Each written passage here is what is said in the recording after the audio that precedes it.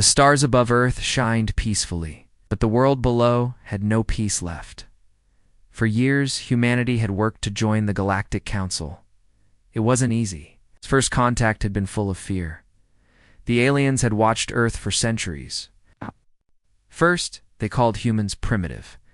Then, they noticed something else: adaptability, speed, aggression hidden under diplomacy.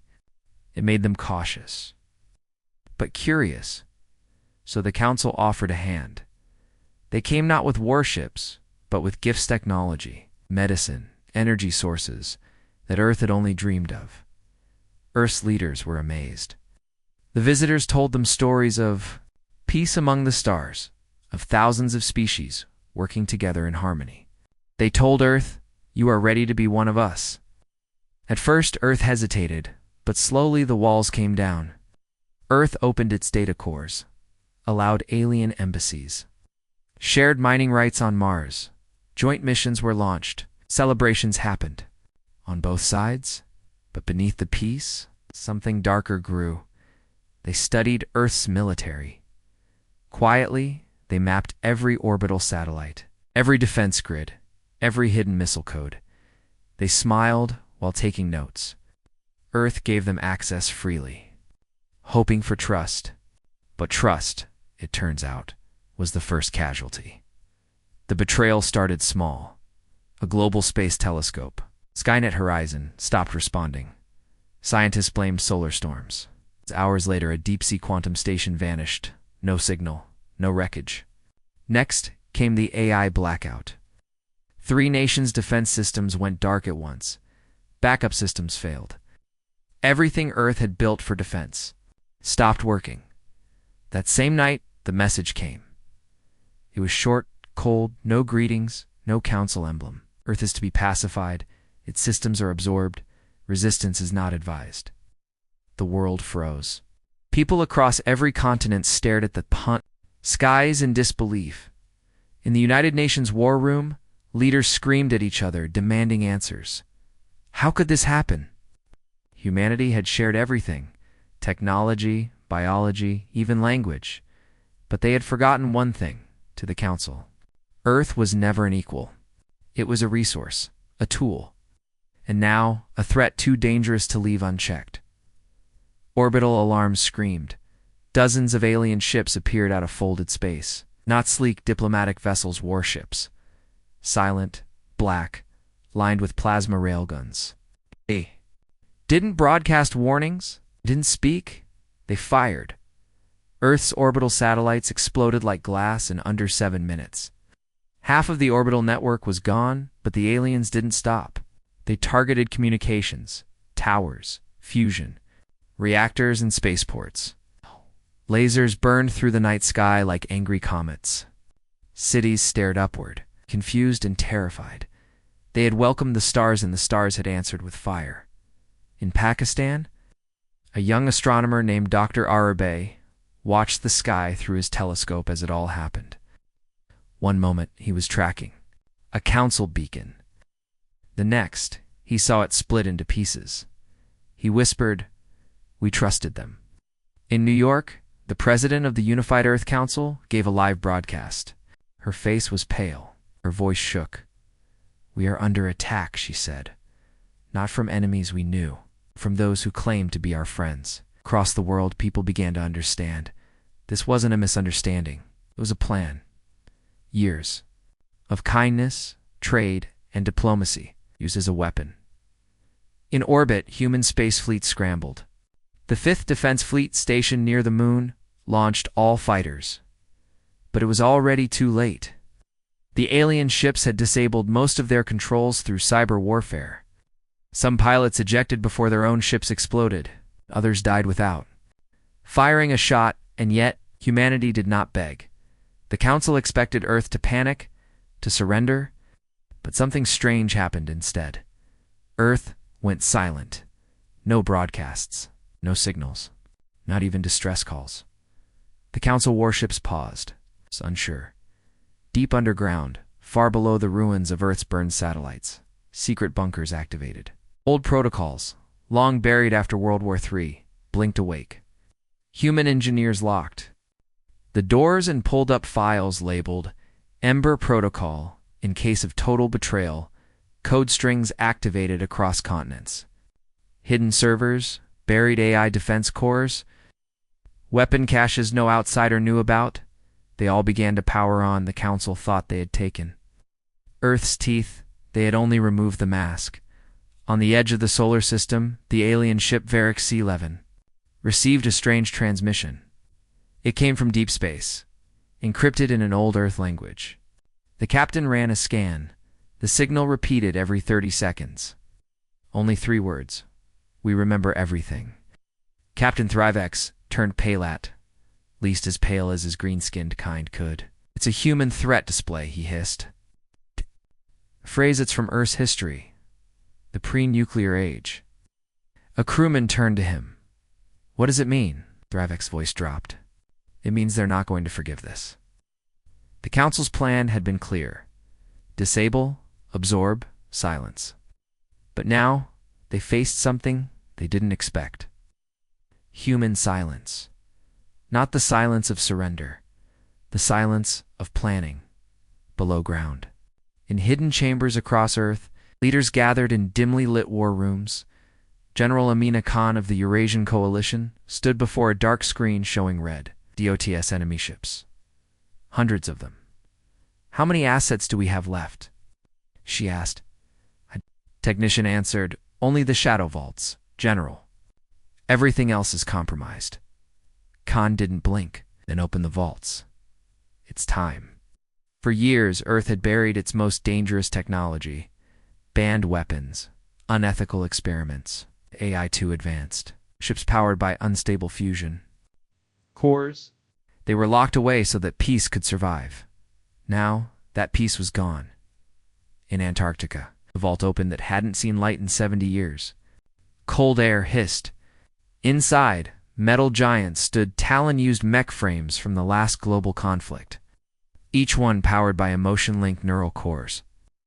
Weapons that fired faster when their pilots felt fear. In low Earth orbit, another facility came.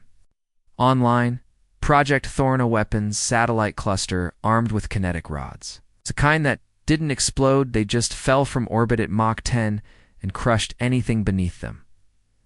One by one, the systems woke up. Earth's teeth were growing. Back, but not fast enough. The aliens had already landed in some areas. Peacekeepers, they called them. Meant to pacify local populations. But the people of Earth had learned something from their ancestors. Never kneel to invaders in Brazil. An alien dropship touched down in the rainforest to secure a communication hub. They didn't expect resistance. What they found was a team of human guerrillas, armed with outdated rifles and old thermal explosives. When the first alien stepped out, he took 2 shots to the chest. The others scrambled for cover, confused. Humans didn't fight like the other species. They didn't wait for orders. They didn't ask permission. They just resisted. An alien commander screamed. We offered them peace. Human soldier bleeding from his arm shouted back, you offered chains? And then detonated the charges even. In defeat, Earth would not give the Council satisfaction. Across the globe, people armed themselves. Not because they thought they could win with rifles and grenades, but because they had to fight in every ruined city. Under every collapsed tower, one message spread like fire: humanity stands. And far above them, on alien flagships, the Council began to understand their mistake. They hadn't destroyed Earth. They had woken it. Back in the unified Earth Council chamber, the President stood before her last working screen. Her advisors looked tired, angry, but not broken. She spoke to the room and to herself. We believed in unity, in peace, in cooperation. We thought the stars wanted friends, but they wanted servants. She pressed a button on the table. Signal pulsed. Into deep space, toward the stars. A message from Earth, from all of humanity. It simply said, we remember, and we're coming. On alien worlds, diplomats dropped their drinks when they saw the transmission. On Council ships, admirals ordered extra patrols and tighter security, but none of it would matter, because the fire had already begun, and Earth was done being silent.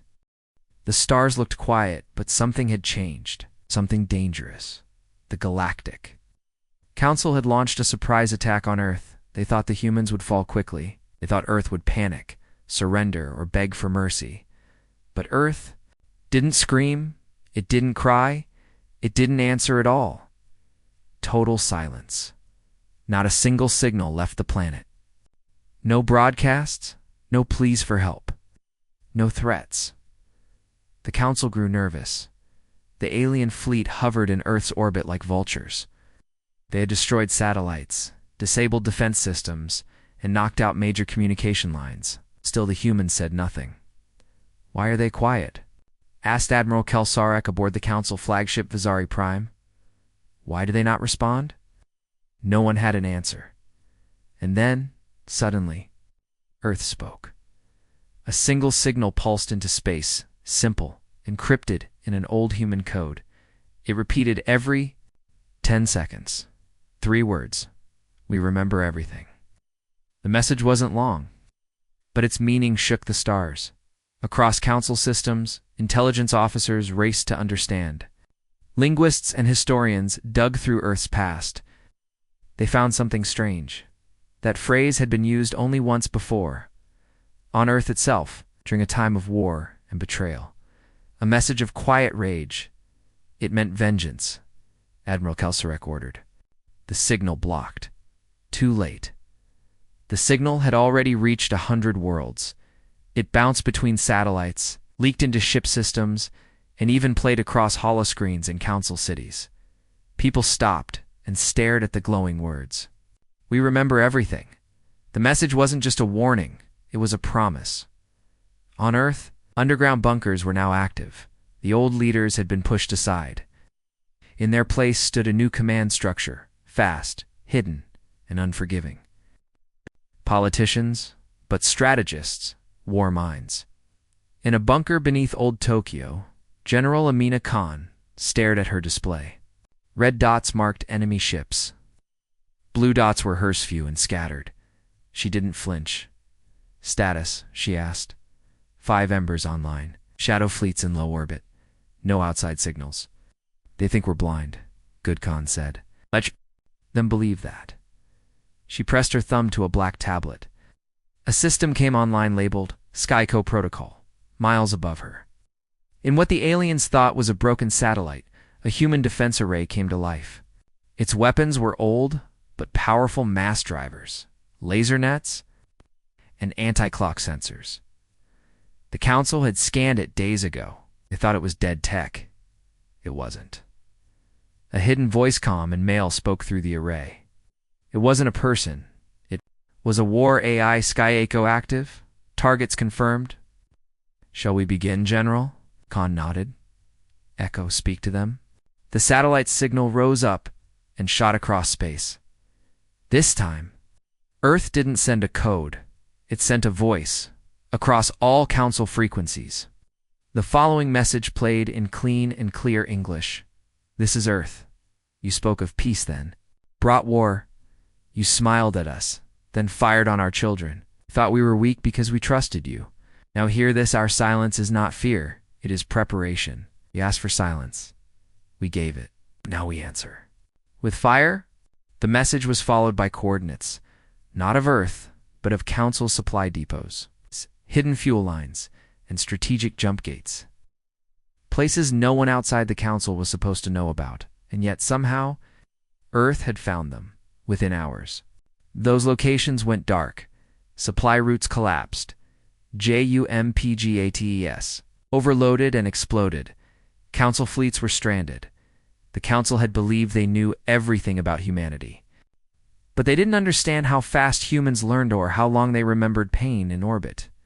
The alien commander of Varix 11 panicked. "Cut all human channels," he shouted. "They're infecting our systems." His second-in-command looked pale. "Sir, they're not hacking. These are direct physical strikes." Someone sabotaged the gate system. The commander froze. How did they know the locations? The answer was already written in Earth's message. "We remember everything. Humans." Hadn't just listened. They'd watched, recorded, calculated. For years, the Council thought they were in control. Now they realized Earth had been playing along, and now Earth was done playing. In a hidden base near Mars, a human fleet prepared. For launch, not the big ships. Not yet. These were smaller, fast, silent, black as space itself. Stealth drones, AI-guided, each one armed with explosive cores that could punch through capital. Ship armor, no lights, no signals, no sound, just death, drifting through space like. Shadows, their mission wasn't to win. It was to send a message. Back on Earth, civilians had taken shelter underground. Food was being rationed, power was limited, but no one panicked. They knew what had happened, they knew what was coming, and they were ready in one shelter. A boy asked his grandfather, "Why did they attack us?" The old man looked at him, eyes tired but steady. "Because we believed in friendship," he said. "And they believed in power." The boy nodded, then said, "Will we lose?" The old man gave a small smile. "No," he said softly. "We are human. We fall. We bleed. But we do not break." 1,000,000 kilometers from Earth, a Council listening post picked up another human signal. It was a short video file. Black and white, fuzzy and raw. Inside it, a human soldier stood in front of a ruined city. His face was bloodied, his armor cracked, but he was alive. He looked into the camera and said, "We were not ready for your betrayal, but we are ready for your war. We are not afraid, and soon neither will you be, because fear is over quickly, but regret lasts forever." Then the video cut out. A few minutes later, that same listening post exploded. No warning, no survivors. The Council began to panic. "What are they doing?" one diplomat screamed. "They're unchained," another said. "They're not following the old laws." "They are sending messages," whispered a third. "They're showing us what happens when we betray the kind ones." Council leadership gathered on their central world. Tensions were rising. The invasion fleet was stuck. Earth's forces were unpredictable. The people of Council space were afraid not of Earth's power, but of Earth's resolve. A silent enemy was more terrifying than a loud one. On Earth, the shadows moved. Old captains came out of retirement. Rogue AI that had been shut down were brought back online. Engineers whispered of forbidden projects waking up. There were rumors of sentient ships built in secret, far beyond the moon. Ships too powerful for any one nation to own. They had no name, no flags, just one mission: activate if Earth is betrayed. Now, they were stirring. Meanwhile, the first wave of Earth's drone fleet reached a Council shipyard orbiting a gas giant. No warnings, no negotiations, just fire. The yard exploded in minutes. Thousands of tons of material lost. Dozens of alien engineers gone. And again. No human signal afterward. Just the silence of deep space. A silence more terrifying than any threat. The Council ordered defenses raised across all sectors. Borders sealed. Embassies on Earth's colonies were shut down. Trade was frozen. But none of it mattered. The humans weren't coming through gates. They were all ready. Inside, every system the Council thought was secure had a flaw, and Earth had learned. Every year they played ally was another year of mapping. Every agreement was another piece of data. Every alien visit. Watched, logged, understood now. The humans knew the Council better than the Council knew itself, in orbit. General Khan stared at the battle maps. She looked at Earth, then at the enemy icons above. She took a breath and spoke to her officers. "I thought we were done, broken, tamed." She turned to her command screen and tapped a single button. All fleets. Phase 2. And then, for the first time since the betrayal began, Earth moved. 12 stealth ships appeared behind the main alien fleet. They hadn't come from Earth. They'd come from Neptune. The Council never scanned Neptune. Why would they? It was dead. Empty. Or so they thought. Now, from the black storms of that lonely planet, Earth's hidden arsenal launched forward. A weapon beam sliced an alien. Carrier in half, another ship vanished in an antimatter burst.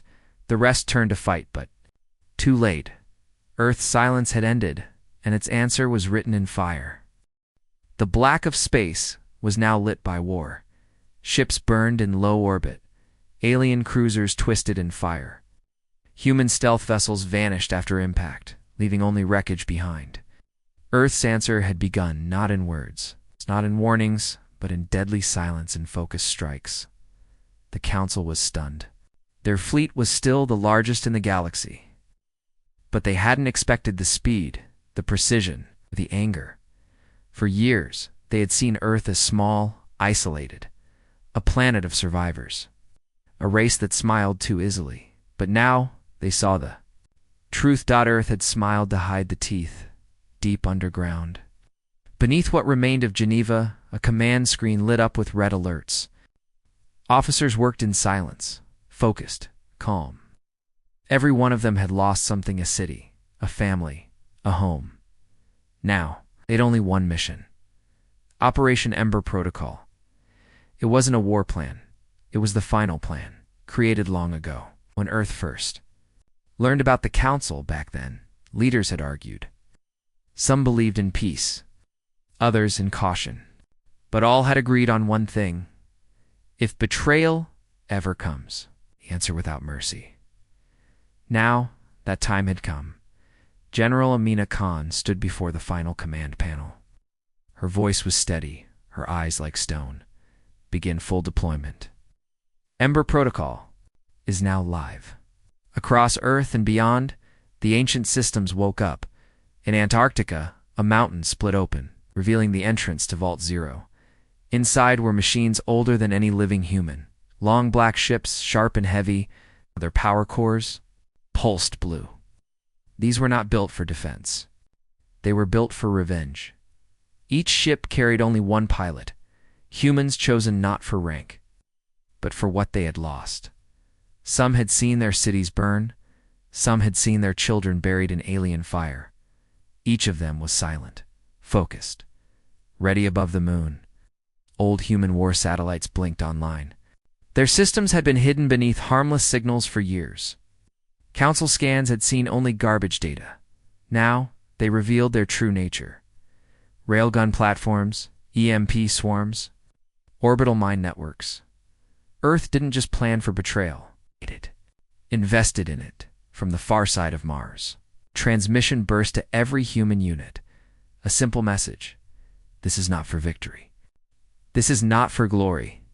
This is for every broken promise. Every trusting handshake turned to a knife. This is for Earth. The human fleets moved without hesitation. They didn't try to reclaim orbit. They didn't try to push the Council back. Instead, they struck behind the Council's front lines. They attacked fuel lines, jumped into deep space trade routes, hijacked logistics nodes, even redirected asteroids toward Council worlds. Not to destroy planets, but to send a message: you are not safe. You are not far enough. Back on the Council flagship Vazari Prime, panic grew. Admiral Kelserek slammed his clawed hand on the table. How are they everywhere? They have no active gates, no supply chains, no allies. The science officer stared at the screen. They're using dead systems, sir. Human-built, powered by fusion, completely isolated. We didn't detect them because we assumed they couldn't survive this long. Kelserek growled. You assumed? The officer lowered his head. Yes, sir, like we all did. Across the Council fleet's morale was breaking. They had planned for a single, loud war, one they could crush in weeks. But Earth had built for a forever war, one based on pain and memory, in the shadows of Neptune. Human command ships observed silently. No signals, no open fire unless necessary. They weren't seeking attention, they were watching. Every time a Council ship moved, it was tracked. Every time a cumburst went out, Earth was listening. Earth had become a ghost, and the ghosts were angry inside a hidden station near Saturn's rings. A young officer named Elias watched a fleet of drones fly silently toward a council refinery. His hand trembled slightly on the control screen. "They won't see it coming," he whispered. His commander, an older woman with scars down her face, nodded slowly. "They didn't see us coming either," she replied. The drones hit moments later. No explosions, just lights blinking out as the refinery lost power. Then gravity, then oxygen. Inside the council chambers, diplomats fought. Some wanted to end the war. Others wanted to send more ships, but one thing was now clear. Humanity could not be predicted, could not be bought, could not be intimidated. The betrayal had changed them. On a council border world called Trevor, a small alien child watched the skies. With his father, they had been told Earth was weak, the humans would fall. Now, the child saw a dark cloud drifting in orbit. "Father," he whispered, "is that a human ship?" The father didn't answer. He knew the answer. Earth was no longer a distant name. It was a shadow falling across every planet that had helped in the betrayal. Earth didn't want territory. Earth wanted memory. In every place the council had ever smiled, shook hands, and Light Earth left a mark. A signal, a reminder. One council transport was found drifting in space with the words, "Trust died here," carved into its hull. Another was crashed into a council broadcast tower. It's black. Box still playing human messages over and over. "We offered peace. You offered chains. We offered friendship. You gave fire. You will learn how humans say goodbye." On Earth, not all was perfect. Cities still burned.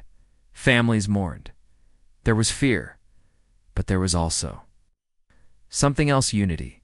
For the first time in human history, every nation stood together. Every flag lowered.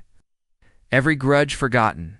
There was no East or West anymore, only Earth. A planet betrayed, and now a planet awakened.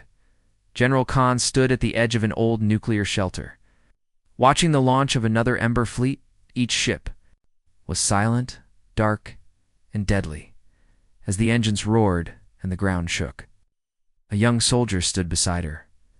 "General," he asked, "what if we go too far?" Khan didn't answer at first. She watched the sky. Then she said softly, "They went too far the moment they thought we were too kind to remember." She turned to the young man, "And now we remind them." In space, the war had changed. The council still had power, still had fleets, but now they had doubt, and doubt spreads fast. Humanity had not only survived the betrayal, it had weaponized it, an Operation Ember. Protocol was only beginning. The galaxy had wanted silence. They got it. But the silence now came from council systems burning in the dark, silent, lifeless and still. Because Earth didn't just come back. Earth remembered, and Earth never forgets. Space was cold and quiet again, but only for a moment, because something new had entered the darkness, something human. Above a council-controlled moon, a sensor alarm blinked. The alien technician didn't even look up. There had been dozens of false alerts ever since Earth's attacks had started. He sighed. Probably space dust again. Then the sensor changed. No more blinking. Now it screamed. The technician stared. He called his commander. "Sir, we have a contact." "No, we have 6, and they're not broadcasting anything." The commander frowned. "Where did they come from?" The technician hesitated. "That's the thing. They didn't jump in." Commander stepped forward. "Then how did they get here?" The screen showed 6 large shapes drifting closer. Sharp lines. No windows. No lights. Black as the void, and on their hulls. No names. No flags. Just one symbol. Earth. The return strike had begun. These were not scout ships or stealth drones. These were full warships.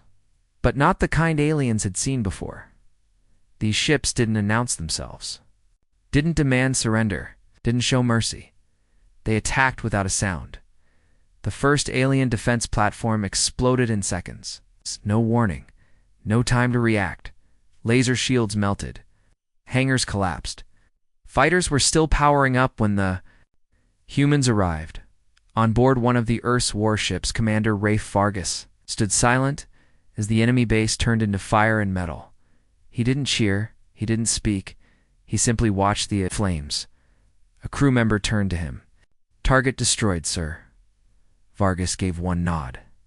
Next, in the council war rooms, fear spread faster than any weapon. The humans have launched a fleet. Impossible, there were no energy spikes. They didn't use our lanes. There. Using ancient backspace paths. That was true. The humans had studied the stars differently. They had mapped dead routes, ignored by the council. Dangerous, twisted, but perfect for a surprise. And now, they were coming in from angles no one had. Guarded in centuries, council fleets scrambled. Emergency ships launched. Entire sectors went dark to hide from detection. But Earth's ships found them anyway, back on Earth. Operation Ember Protocol was in full effect. Every surviving city was working. Children helped move supplies. Scientists rebuilt faster than light. Relays underground. Engineers wore war armor and worked 20 hours a day. The planet wasn't scared anymore. It was focused in one lab. Deep beneath Old Colorado, an AI named Solace whispered instructions to a group of technicians. It had been offline for 30 years. Now it ran the largest human weapons network across the solar system. "Council fleet movement detected in Sector 9, it said calmly. One of the technicians asked, "Do we strike?" Solace replied, "No, we wait. They are hurting us." The tech blinked. "What do you mean, they're afraid?" Solace said, "Afraid we'll do what they did." Across space, every human ship was controlled by a mixture of AI and human instinct. No reckless moves, no wasted attacks. Every strike was a memory, a message. Like the Council colony on Valari. Prime had sent weapons to attack Earth 6 months ago. Everyone in the Council knew it. Now it was silent. One morning, the sky turned black, not with ships, with ash. A volcano had erupted. A volcano that had been dormant for 600 years. Sensors showed. It had been triggered from orbit. No blast. Number. Attack, just a quiet adjustment to the surface. Pressure. The humans never fired a shot. They let the planet itself respond. When council leaders heard, they were terrified, not because of the damage, but because of the patience. Earth wasn't destroying everything. It was choosing. Every strike had a name. Every target had a reason. And the galaxy had never seen anything like it. Inside the council's central security tower, a report arrived. It was marked Class Black, Human Threat Review. It included data from destroyed bases, satellite images of Earth's fleet movement, intercepted messages from human units. At the end of the report was one sentence. They are not fighting us to survive. They're fighting us to teach us why we were wrong. The council high speaker read it twice, then threw it across the room. They're trying to shame us. He shouted, but deep inside, even he knew this war was no longer about tactics. It was about reminders. On board the human flagship Helix 1, General Amina Khan stood before a hologram of the galaxy. Dozens of red dots marked human strikes, but they weren't random. They formed a shape, a circle, around the Council's capital world. The message was clear. Earth was closing in, not fast, but certainly at the edge of the Council's outer sectors. A listening post went offline, then another, then 5 more. One alien captain sent a distress call. His last words were, "They are ghosts. We don't see them until it's too late." The Council tried to launch peace talks. They sent unmanned drones with messages. The drones were returned. With human phrases burned into the hull, talk ended when you fired first. We were your friends. You chose enemies. The galaxy began to shift. Some minor races that once supported the Council now pulled back. They didn't join Earth. They just stopped helping the Council because they saw the difference. The Council wanted to rule. Earth wanted the truth to be remembered, even in fire, especially in fire. On a cold moon near the edge of a dying star, Council warlord hid inside an underground base. He had given the order to attack Earth months ago. He thought no one would find him. He was wrong. He opened his eyes. One morning to find the walls glowing red, heat charges. He ran to the command center only to find a message waiting on the main screen. A single line: for the schools you bombed. For the peace you pretended to want. Then the base exploded. No survivors, not even ashes. Back on Earth, no one celebrated. This was not a war of joy. It was a war of memory, of rage, betrayal, and of quiet, patient fire. In a bunker outside New Delhi, a young girl painted on the wall. Her parents were going to lost in the first orbital strikes, but she still smiled as she dipped her fingers in the paint. She drew stars, ships, then a single word in the center: home. Because Earth hadn't left the galaxy, it hadn't fallen, it hadn't surrendered, it had only been betrayed, and now it was coming back, one ship at a time, one strike at a time, one memory at a time. The return strike was not just war, it was Earth's way of reminding the galaxy, we trusted you once, we won't make that mistake again. The Council had stopped pretending. They were no longer calling it a small rebellion, no longer calling Earth weak. They called it what it truly was. Now, growing storm. Every report told the same story. Earth was not trying to take territory. Earth was not trying to conquer planets. It was doing something worse. It was deciding who would be remembered and who would be erased. And now, Earth was drawing a final line. They called it the ash line. It didn't appear in any star maps. No warnings were sent. No beacons lit. But slowly across space, human ships began appearing along an invisible curve, planet by planet, system by system, marking a border. Not with flags, but with destruction. The first sign came from the trainer. Built an old trade route, quiet, once used by both Earth and the Council for peaceful exchange. Now, it was a graveyard. 13 Council supply convoys entered the region. None returned. When scout ships were sent, they found nothing, no wreckage, no signals, no energy readings, just dark silence, as if those convoys had been swallowed in the heart of Council territory. Fear began to spread like disease, because no one could understand how Earth moved so fast. How are they here already? One Council admiral shouted, "They shouldn't even have this many ships." Another officer replied in a shaky voice, "It's not numbers, sir. It's placement. They're everywhere we've lied." And it was true.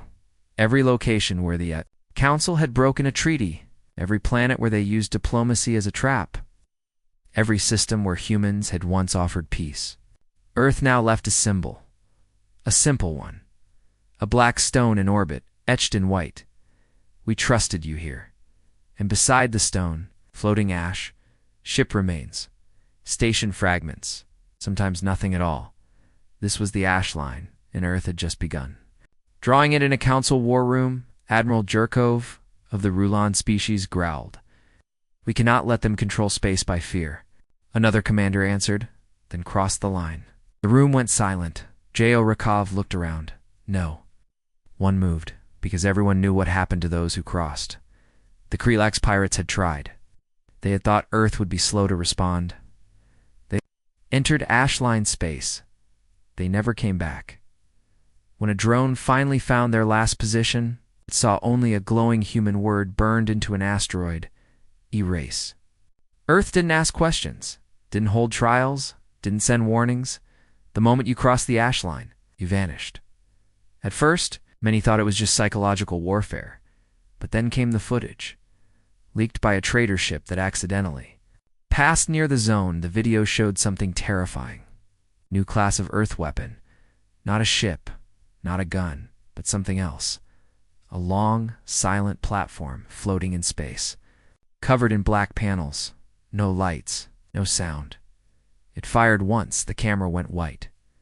When the light faded, a small moon was gone. Not shattered, not broken. Gone. Vaporized at the molecular level. The platform had no name, no crew. Later, Earth's network released a statement. This is not a threat. This is the memory of betrayal, given form. This is the line. Back on Earth, even the people were changing. not in hate, in focus. Children didn't play with toy soldiers anymore. They played with toy engineers, architects, and pilots they weren't being raised to celebrate war. They were being raised to remember why war came. In the underground city of New Haven, built beneath the ruins of Paris, people lived by a new rule. We do not start wars. But if war comes, we finish it so well, it never comes again. Above Jupiter, human AI scouts mapped the stars. They marked systems not by resources, but by history. This system helped in Earth's betrayal. Mark it red. This system stood silent and did not help but did not harm. Mark it yellow. This system tried to warn Earth and was ignored by the Council. Mark it green. Earth didn't forget enemies, but it didn't forget those who tried to help either. That was the most terrifying thing to the Council. Humans remembered everything in the Central Council chamber. Vote was called, a proposal to negotiate, to admit guilt, to offer Earth an apology, and step back from the ash line. It failed. The speaker who proposed it was removed. They called her a traitor. But when she left the chamber, she said only one sentence. The humans offered peace.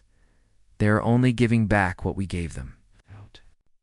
In space, near the edge of the ash line, a group of alien pilgrims floated silently past an old human memorial satellite.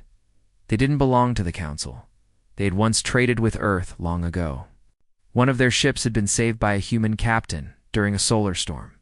Now, they lit a small beacon in the dark, a sign of respect. Hours later, as they drifted away, a human stealth ship passed by. It didn't scan them, didn't fire. It just sent one message. We remember. Ow. The alien captain wept, not because of fear, but because in a galaxy full of lies and violence, Humanity was the first to mean what it said. The ash line wasn't just a border, it was a wall of memory, a barrier, made of pain, but also purpose. If you stayed outside it, Earth would never come for you. But if you crossed it, if you tried to repeat the past, you would not be forgiven. You would not be studied. You would not be spoken to. You would be erased. Not just in fire, but in silence. One Council fleet, desperate to prove power, crossed the ash line with 10 ships. They announced themselves proudly. They challenged Earth to respond. But Earth did not respond with fleets. It responded with time. The ships began to fail. One by one, engines overheated. Supplies vanished. AI cores shut down without warning. No weapons were fired when the last ship tried to return. It was blind, drifting in the dark. A final message was found etched into its main screen.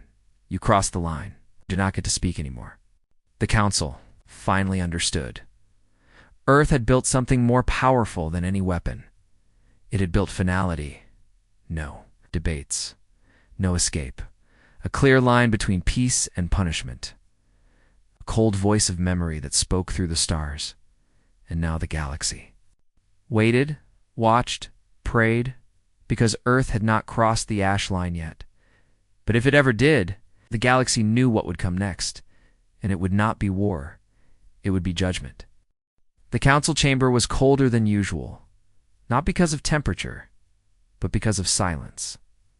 For the first time in history, Council members were not shouting, not arguing, they were afraid. Afraid of the one thing they could no longer control. Earth reports from the ash line had reached every world. Alien warships gone without a trace. Entire outposts found empty, with only black human stones floating above them like silent warnings. But worst of all was the change in behavior. Among their own allies, some were starting to ask dangerous questions. Why did we betray them? Were we wrong to strike first? Should we apologize before it's too late? These were whispers at first. Then came a fracture. It began with the Valerii, a peaceful race of winged creatures, who had once helped supply weapons to the Councils. Secret attack on Earth. But now, something had changed. Their homeworld stopped sending war funds. Then their ships stopped patrolling near the ash line. Finally, One Valari diplomat vanished, last seen boarding a cloaked shuttle heading toward human space. A spy. No, a messenger. Carrying a simple gift. A child's drawing found after the bombing of Earth's city of Luzon. It showed two planets holding hands. Under a sky of stars, one marked Earth, one marked Valari. The Valari had kept the drawing for years, locked in a hidden archive. Now they sent it back. With only one message: we remember who they were before the fire. We wish to see them again. Earth did not reply, but the message was not ignored. In deep space, a small Valari freighter was. Suddenly surrounded by unknown energy signatures, the crew froze. They thought they were being targeted instead. They were scanned. Moments later, they received coordinates hidden, far away from known trade lanes. The message came from an unmarked human AI. Deliver food, not weapons. Come alone. No tracking. One chance. The Valari didn't tell the council. They went anyway, and became the first race to step across the ash line and return alive. The council was furious. How dare they speak with the enemy? They've broken unity. But unity was already broken, inside council space. Fear turned to paranoia. Species blamed each other for Earth's attacks. Old rivalries reignited. Secret programs were exposed. The council had always worked like a spider's web, tight, silent, full of control. Now that web was tearing apart. Some tried to run, like the Tralax, guild once rich with stolen Earth tech. They tried to flee to the edge of the galaxy, hiding inside a gravity storm. But the storm didn't stop Earth. Nothing. Did their ships never made it out? Later, a black orb was found spinning in the storm's center. It carried a short phrase: "You sold our future. Now yours ends here." Even council citizens, ordinary people, began questioning what they'd been told. In the schools of the Drell species, students were no longer cheering for the council's victories. They were asking about Earth. One young Drell child raised her hand in class and said if they were monsters, why did they build schools and healers and send food to other worlds? The teacher had no answer, because the truth was returning. Piece by piece. The truth that Earth had once offered peace and was punished for it. Now, the pain they sent back was not revenge. It was memory, and memory cannot be stopped. Inside a secret council meeting, hidden deep beneath their core world, the high speaker slammed his hand on the table. We need new weapons. Something they haven't seen? A quiet voice responded from the shadows. We tried that. The room turned. It was Admiral Vor, the same officer who once led the surprise. Attack on Earth's orbital defenses now. His skin looked pale, his eyes sunken. He had survived one of Earth's first return strikes, but he never spoke of what he saw. Until now, you think weapons will help? He asked. They watched our fleet for weeks before they fired. Studied us, learned us, then erased us. Not with rage, not with cruelty, with cold calculation. One council leader asked, then what do you suggest? Admiral Vor looked down. I suggest we start saying the truth, even if it burns us. The room stayed quiet, because the truth was more dangerous than any fleet. Truth could spread. Truth could turn allies into listeners, and Earth was listening now in a quiet corner of the galaxy. A small station once used for research suddenly flickered back to life. Its last signal was from a human ship decades ago. Now, crew of independent alien traders, curious and reckless, found the station unlocked. Inside, they found old Earth tech, simple machines, healing beds, clean food synthesizers, a music box, but no weapons, just one message on the wall, burned in metal. We were builders, not warriors. Until you chose fire, we respond in kind. The traders didn't touch anything. They left it as they found it, and told others. And slowly, more began to understand. Earth didn't start this war. They just chose not to end it with words. Not this time. And while the council feared destruction, people feared something else now. Being forgotten, because Earth wasn't just destroying fleets, it was destroying lies. burning away. It's a false history, revealing what had been hidden, and that terrified those who built their power on silence. Inside a hidden data vault, a hacker group from the Mechri species, once loyal to the Council, cracked into a forbidden archive. They expected weapons data. Instead, they found something worse. Old human transmissions, footage from before the betrayal, smiling children, doctors, helping alien worlds during plagues, human engineers working side by side with alien teams to build peaceful colonies, and then the final clip. A human ambassador begging the Council not to attack, saying, "Please, we offer peace. Fears, but we will not strike first." The Mechri hackers leaked it galaxy-wide. The Council tried to stop it, but it was too late. It went viral, and for the first time, billions saw Earth not as monsters, but as people, as victims, as something more. That's when the fracture within became real. Whole fleets stopped responding. Supply lines went silent. Allies began to defect or vanish, and Earth just kept watching because they knew something the Council had forgotten. The truth has weight, and once it moves, it cannot be held back. The stars were quiet, not from peace, from fear. Across the galaxy, fleets no longer moved freely. Convoys waited for silent approval from deep AI. Old allies no longer trusted each other. Everyone waited for Earth's next move, but Earth had not spoken in weeks. It didn't need to. The ash line was complete. It stretched like a wound through space. Dozens of systems had gone dark. Council worlds that once stood proud were now silent, gray ruins. Ships that crossed the line were never seen again. But then, something changed. A signal. Not encrypted. Not hidden. BROADCAS. TAD. Everywhere on every frequency. From Earth it was a voice. Human.com measured. Cold. We did not ask for this war. We gave warnings. We gave history. We gave memory. Now, we give the final choice. The voice paused, then continued. Surrender the ones responsible. Surrender the Council members who planned the betrayal of Earth. Them to the ash line. We will take only them. Do this, and we leave the rest of you in peace. Refuse, and there will be no more lines. Only endings. And then silence. The message ended, but it echoed everywhere, across trade routes, military channels, and home networks. The galaxy held its breath, because everyone understood something horrifying. Earth was not bluffing. On the planet Severa, Dome, to the Council's largest academy, students protested in the streets. They held signs, "Tell the truth. Give them the ones who lied. End this before it ends us." But the Council refused.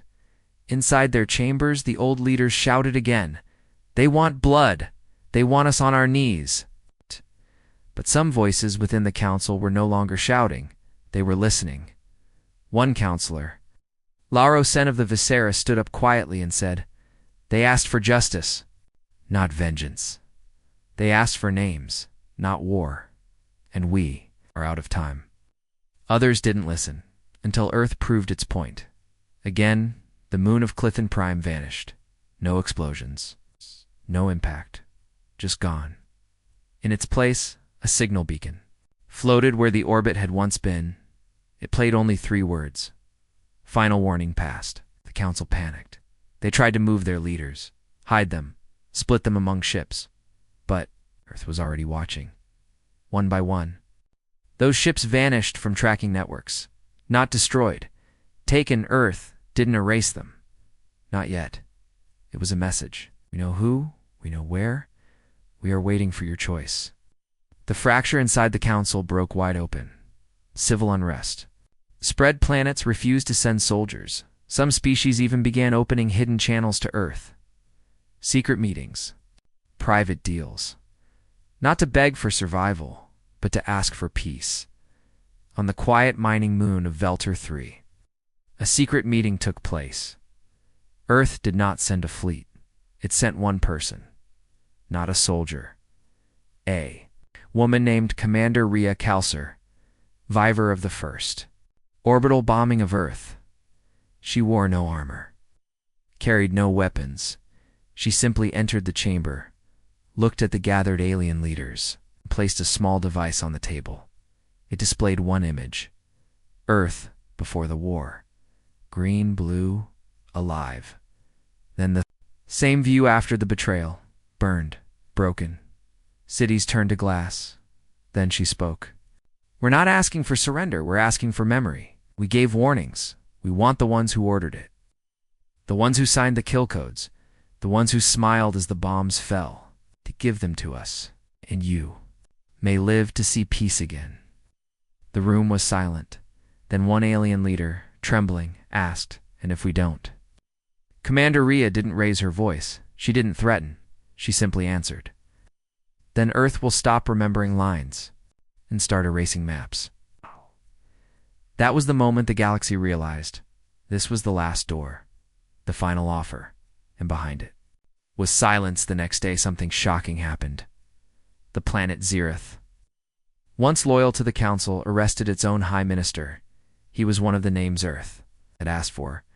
They placed him on a ship, unarmed, alone, and sent it toward the ash line. When the ship crossed into human space, it wasn't destroyed. Instead, it vanished quietly. No response. No message. But that night, a signal beacon appeared near Zereth. It said, "One truth returned." More planets followed, one by one. They turned over their traitors, not out of fear, but out of choice, because they understood something now. Earth was not bringing fire. It was bringing justice. Justice that the galaxy had never known. True justice, swift, silent, and complete. But not all leaders agreed. Some still tried to run, still tried to hide. One final Council fleet, the last proud defenders of the old order, gathered near the edge of the ash line. 50 ships. They announced their intentions clearly. Earth will not decide our fate. We are the galaxy's protectors. They crossed the line. Earth didn't fire, didn't send ships, didn't speak. Instead, the stars changed, one by one. Earth's deep orbit platforms activated. Beams of energy folded across light years. The fleet vanished in seconds. Not a battle, not a war, just silence. Then a message was sent to all remaining council members. Your Decision is noted. You had your chance. What comes next is not punishment. It is correction. Across the galaxy, the stars no longer looked the same. Because now, Earth was not just defending itself. It was shaping history. And the galaxy had one final choice: stand in the past or survive the future. The signal didn't come with fire. It came with silence. And silence was more terrifying than war. It started as a soft, broken pulse, like a whisper through static. Space stations across the outer systems picked it up first. Engineers assumed it was background noise, maybe radiation interference. But then the signal sharpened. Oh. A human voice came through, deep and emotionless. One sentence, repeated 3 times. This is Earth. Do not test us. Then silence again. The voice wasn't angry. It wasn't begging. It wasn't shouting. That made it worse, because the calmness made it sound real. Serious final, inside. The Galactic Council chamber, laughter, followed the broadcast. The leaders of many alien species were present, tall ones with bright eyes, low-bodied ones with claws and thick shells, plant-like beings with glowing veins. Their languages were translated in real time. The words they used for Earth were always the same: primitive, emotional, unstable, weak, and arrogant. They didn't believe Earth had any right to send such a warning. Earth was a new member of the Council. It had joined barely a century ago. Humans had energy ships, yes, but they were small. Their weapons were average. Their trade was weak. Their colonies were few.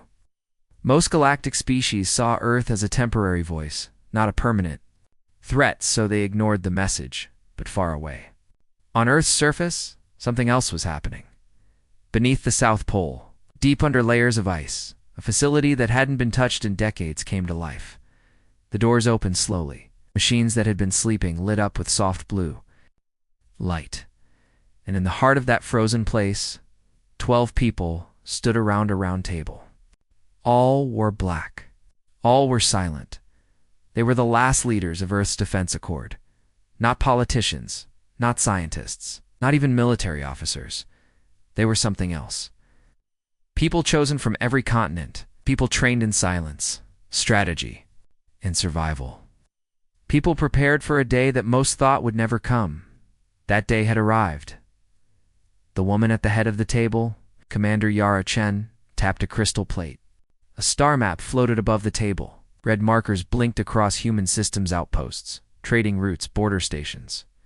And next to them a new color, yellow. Yellow meant interference. Yellow meant someone was getting too close. 7 violations. This month, she said, her voice cold. That's 17 in total since we issued the warning. No response from the council? Asked a tall man beside her. They sent an apology? Then sent 3 more survey fleets into our neutral zones. Silence. They think we're bluffing, Yara said. We let them, another voice replied. Yes, she said. But not anymore. She pressed another panel. Below the ice, deeper than any satellite scan could reach, something ancient stirred. Something built in Earth's last great warby, for they joined the council. It was called the Ark Protocol. A collection of warships, drones, AIs, and quantum weapons. Buried, forgotten, erased from all public records, but not deactivated. Each Ark ship was controlled by a locked key code. Only the 12 members of the Accord knew the sequences. And now all 12 were ready. YARA gave the order. Around the world, secret messages were sent. To Mars, to the Belt, to hidden stations orbiting dark asteroids. Black ships powered up. Not one had an Earth flag. Not one had a name. They'd only numbers and old code words that hadn't been spoken in a generation. Back in the Galactic Council, the other species continued to ignore the change. They were busy fighting among themselves trade disputes, border tensions, politics. Earth didn't matter until the first mining station disappeared. It was a large platform. Orbiting the gas giant Talos, it processed rare crystals used in faster-than-light drives. Over 600 alien workers lived there. One moment it was transmitting daily reports, next nothing. A patrol ship arrived hours later. It found the platform in ruins, cut in half. No signs of missiles, no laser damage, no fire, just clean, perfect destruction, and a message. The patrol ship's captain found the message, burned into a surviving metal wall. We warned you. The council still didn't react. Accidents happened. Maybe it was pirates. Maybe the humans were trying to scare them. But Earth had no ships in that sector. Right? The second loss came 2 days later. Trade route near the Helix Spiral. 2 freighters carrying council goods were stopped mid-route. The escort ships gone, the freighters opened, stripped, and left adrift. A third message appeared. Floating in the void. This is our final message. That night, panic started. Security meetings were called. Emergency calls were made to Earth's representative on the council. Soft-spoken man named Dr. Ulrich Venn. He listened calmly to the questions. Did Earth do this? He answered. Earth gave a warning. Are you behind these attacks? Earth. Is defending itself? Who is leading these actions? Not Earth. Not anymore. Then he stood up and walked out of the meeting. He left the council building. He entered a small human shuttle. And he never returned. Now things changed. Spy. Satellites were sent to watch Earth's systems. Strange movements were seen. Ships that didn't match any known design. Heat signatures appearing near ancient ruins on the moon. Mars' surface lighting up with blue storm's energy. Signatures not seen before. But even stranger was the silence. No human communication. No threats. No demands. Just silence. It was Commander Yara's plan. Let the council fear their own imaginations. Let them wonder what Earth had built. Let them lose sleep thinking of every insult, every theft, every broken treaty. Let them regret, But the Council wasn't ready to bow.